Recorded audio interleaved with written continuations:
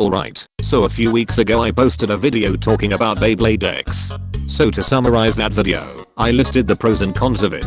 In the end I said that Beyblade X was overrated and that the majority of cons I listed were easy fixes.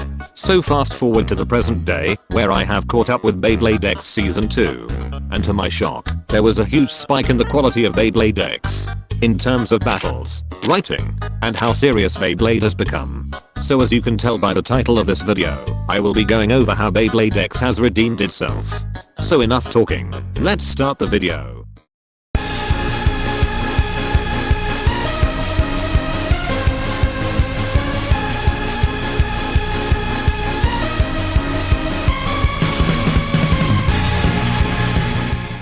So I first want to talk about the plot of Season 2. Or rather the theme.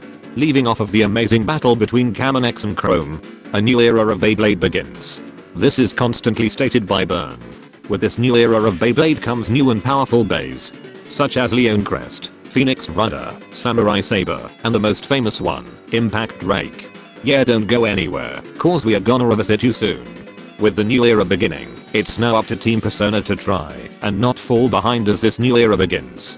And the new plot is already a good start and more interesting than the first plot, since it carries off of it. The one thing that I have to commend Beyblade X for, and that's how it treats its side characters. I'm so glad the side characters don't become irrelevant. Originally when I was first introduced to King, I thought he was gonna become irrelevant and become a background character. But later on he actually contributes to the plot and gets actual growth in strength. Even Takumi becomes relevant in the plot later on, when it originally seemed like he was gonna be a typical goon. Since I'm already talking about side characters, I might as well talk about the new character introduced in Season 2, Tenka. Tenka comes from the Shiraboshi school, which is a century-old school that puts bladers through rigorous training. She came to Team Persona to recruit Kamen to face the strongest blader ever. However, since Kamen was absent, she packs up the entirety of Team Persona. First with Maid Miko, then Bird. Obviously. And my god was she out for Multi. Giving her a double ass beating. And mentally scarring her. Had this girl crying and questioning her skills as a Baycrafter. Of course she loses to Kamen, and in turn she promises that Kamen can face the strongest blader ever. After that she becomes part of the group. Overall a nice addition to the group. I will admit it gets tiring constantly hearing her say, the Shiraboshi school shall never be defeated. But overall a nice addition to the group. Alright, I'm about to reveal a huge plot point in the show. So if you want to avoid spoilers, skip to this part of the video. Alright, so funny story. As I was writing the script, I didn't actually finish Season 2 yet. So as I was looking at the Beyblade wiki for Tenka, I got spoiled that she was Omega's daughter. So that was fun.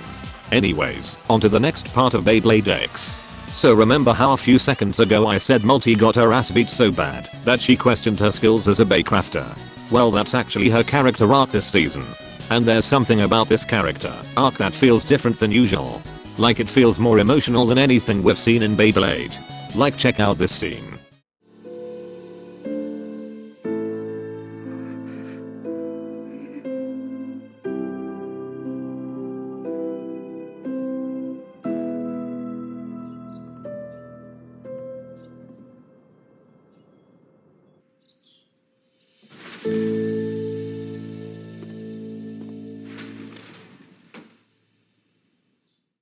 This moment made me feel something Beyblade never has before.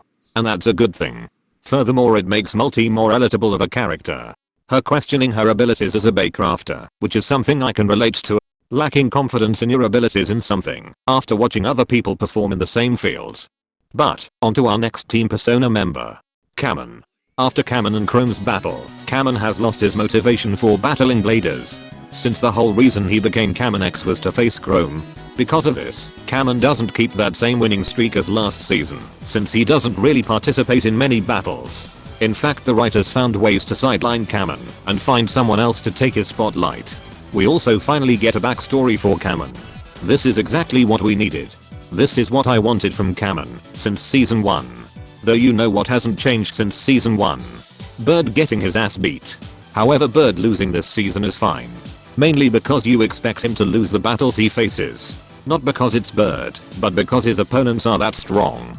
A good example would be when Bird faces against Tenka. She's already demonstrated her strength, so you know Bad is gonna lose. Not because it's Bird, but because Tinker's that strong. This season also gives Bird some mini wins.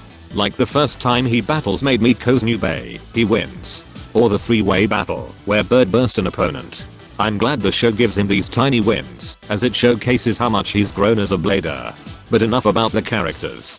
On to the factor everyone cares about the most. The battles. Since the first episode, I've noticed there's an advancement in the quality of battles. The thing I immediately noticed were the bays are way more athletic. They stop moving like real life Beyblades, which is a problem I listed in my last video. Though the quality doesn't stop there.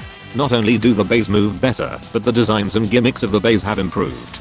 Another issue I listed in my last video was how the bays didn't really have gimmicks, and instead just relied on the shape of the bay.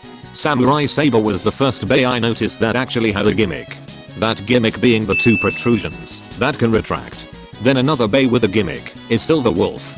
His gimmick being the free spinning blades that can render basically any attack useless. You get my point. Also the avatar designs have improved a bit too. There are actually multiple avatars that I like the look of. Now for the most shocking improvement to Beyblade X. Beyblade has become that serious, and it all lies in a bay and a blader. Impact Drake and Chrome. First we'll start with Impact Drake. The aura this bay has is unbelievable. Like watch this clip of Shiriku trying to hold it.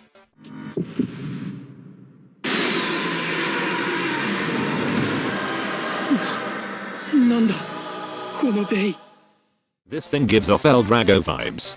Seriously, this thing literally possesses you. On some supernatural stuff. And who else to fit this bay than the champion himself?